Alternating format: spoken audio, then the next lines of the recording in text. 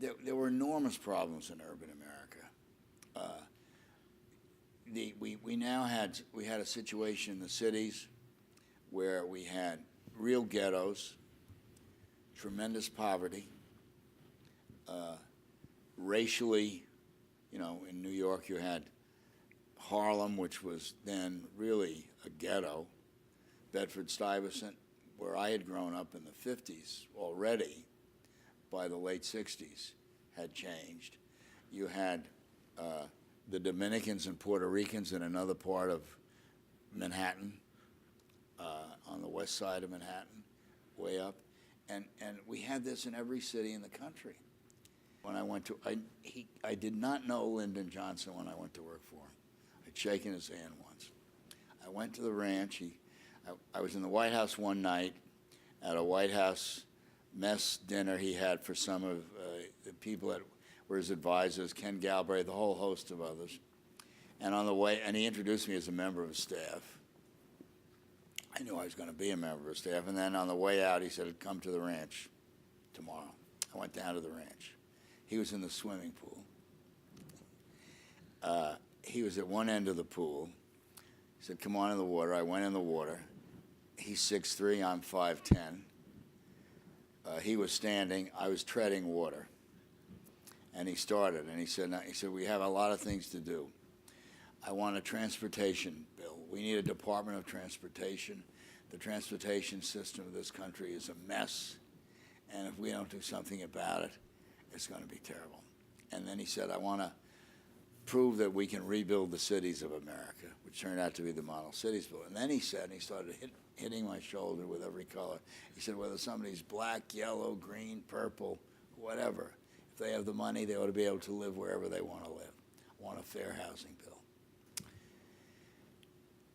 We proposed fair housing in 1966 in January. We got the worst, nastiest mail we got on any piece of legislation on the Fair Housing Act. And we were unable to move it. We ran into this. First, there was a big issue. It got to be called Mrs. Murphy's boarding house. And this was the 80-year-old white Mrs. Murphy and some 250-pound, 6'5" black comes and he wants to live in her house, and we shouldn't subject Mrs. Murphy to this. And ultimately, Mrs. Murphy got protected. We phased the bill in over time. The bill, we couldn't move it. We got it out of the Senate committee finally. But nobody wanted to take it to the Senate floor because they thought it would be defeated. We had the Vietnam War going, and in January of 1968, there was a Tet Offensive, this enormous, the country was consumed with this battle in Vietnam. And LBJ said to Phil Hart, a liberal Democratic senator from Michigan, take that fair housing bill to the floor this week. It'll pass. Everybody's so worried about this. And he did, and we got it out of the Senate. There was no hope in the House. The chairman of the House Judiciary Committee was Emanuel Sella, a liberal Democrat from Crown Heights in Brooklyn, where I grew up, incidentally. He was in a district that was largely Jewish, with some Italians still there, but blacks were moving in, and his constituents were very much opposed. And he was afraid that he would face an opponent and maybe lose his seat if he got involved with the Fair Housing Bill or reported out of his committee. We had not been able to figure out how to deal with that, and we couldn't move him. Martin Luther King was assassinated in April of '68, early April. It was it was the worst week in the history of the White House. The president asked me to move in and live there because the day he was assassinated, that night we had terrible rioting in Washington and all over the country. The next morning we had all the black leaders in and talked to them. And that night we had terrible riots. But after we met with the African-American leaders, the president said to me, Joe, we're going to get something out of this tragedy. We're going to get our fair housing bill. And he writes a letter, Speaker McCormick. It's a letter you can probably get, the early version with the balloons in my edits are really his edits of my draft. And to Jerry Ford, who was the minority leader, although he became president, saying, let's pass the Fair Housing Bill. This is an opportunity to do this. We still had the problem with Emanuel Sella. So LBJ said to the Speaker of the House and Minority Leader Ford, let's take it from the Senate to the Rules Committee and right to the floor. Then Emanuel Sella will never have to say that he reported this bill out. And he can go back to his constituents and we can get our bill. And we did. Was that after the riots of the 1960s and the death of President Kennedy early on, and then Dr. King and Bobby Kennedy, a great deal of emphasis was placed on the unrest in cities, because there were riots in Detroit, there were riots in Washington, D.C., cities were burning. The problems were very much the same as they were 8 years, 10 years earlier. We had the problem of housing, and race was still very prominent. As a matter of fact, we were looking more directly at solving that problem since the riots of the late 60s. And it was not without its difficulty.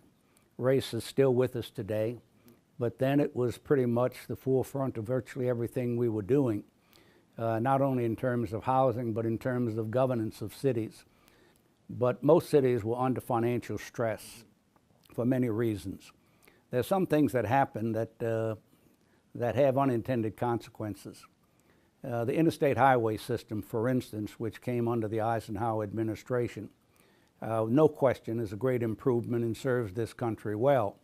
But what it also did was help empty, not help, but begin to empty cities out, so that the middle class was moving into suburbia, into nice new housing, and all of it supported by FHA and VA, who at that time were encouraging the building of new housing rather than the restoration of old housing. So the emphasis was on new housing. And so many of the cities were losing its really middle class and upper class taxpayers, and the cities were essentially beginning to lose population at a pretty rapid rate. And Louisiana, of course, like other deep southern states, resisted strongly the integration of public education.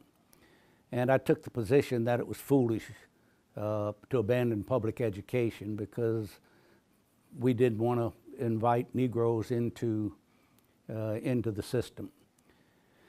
So I got marked as a communist, as a socialist, and with a multitude of other epithets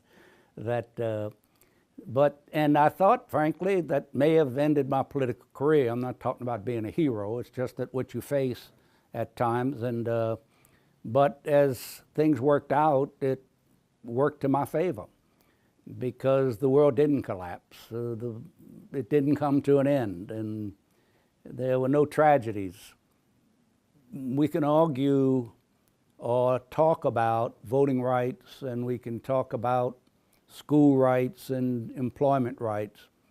But one of the things that touches Americans most deeply was housing. Where do people live? In many ways, we put too many poor people together in the same housing. I mean, we went through this, I think, in Pruitt-Igoe and several other developments across the country. In some areas of housing, like in New Orleans, for instance, we built African-American housing in the Desire Project, which was an isolated section of the city, and so that it was away from the rest of the city, which was a tragic error. And it merely compounded the poor on top of the poor. St. Thomas Project here, when that project, for instance, was at one time a white project, when the projects were integrated, many of the white people left. The project eventually became virtually 99% black, and it was mostly poor people. So, and it became crime-ridden. So it was a difficult period through which this country moved. We still have semblances of it, but nowhere near the anxieties and the hostility that we faced in those days. I was a young lawyer working in Orlando, and I got asked by Catholic Charities to help resettle some Cuban refugees. This is 1981, 80. The Mariel boat lift was taking place, and so I had these 3 young men who needed a place to live, and I helped find them a job, and they were living in my neighbor's garage apartment, and we needed to find them a place to live once they got their jobs. And we thought that this apartment building near where they were working would be the perfect place for them. And my brother and I went over there to try to rent the apartment, and we spoke good English, and we were in a suit because we were practicing lawyers, and we were trying to help these people, and everything was fine until they found out that these were Cubans. Well, they didn't know I was too Cuban. And so anyway, they all of a sudden said no, that they weren't going to rent to them. And, you know, that was like getting hit in the face with a pie or something. You know, you like, what are you talking about? Fortunately, we were able to resolve it because my brother and I were lawyers, and we immediately let them know that that wasn't going to happen and that this country had laws to protect against that. But as a HUD secretary, I had to wonder how many people in America who didn't have a lawyer friend helping them get resettled or work near a job would not have had the resources to know what to do. And so that always told me the very great importance of the work that HUD does to ensure that the housing laws in our country are fairly applied. I mean, it seems so elementary to have fair housing, but HUD is out there day in and day out trying to enforce our fair housing laws and trying to make sure that people get treated fairly when they go rent or buy. Many, many Americans lived in substandard housing, without running water, without basic facilities, unhealthy, cold, leaky, drafty, chaotic, overcrowded. Big percentages. If you look at the censuses of the 1920s and 30s and 40s, very substantial percentages of Americans, up to half of the American people, lived in deplorable conditions. So it became clear by the 60s, for a variety of reasons, that the federal government should organize its housing efforts.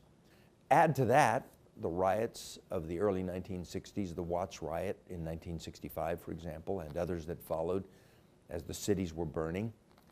And it became clear we had an urban problem in the country.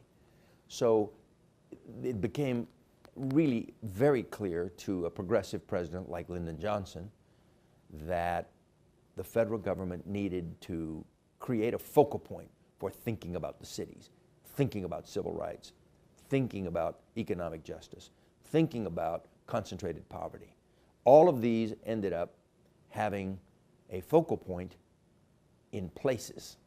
So a department that was place-based was a critical decision. And I think President Johnson and the leaders of that time made the right call. Well, I think we, as a country, need to look back on that decisive era in American life. I would say the civil rights movement was one of the major stories of the last century, and one would even say one of the major stories of American history, that moment in time.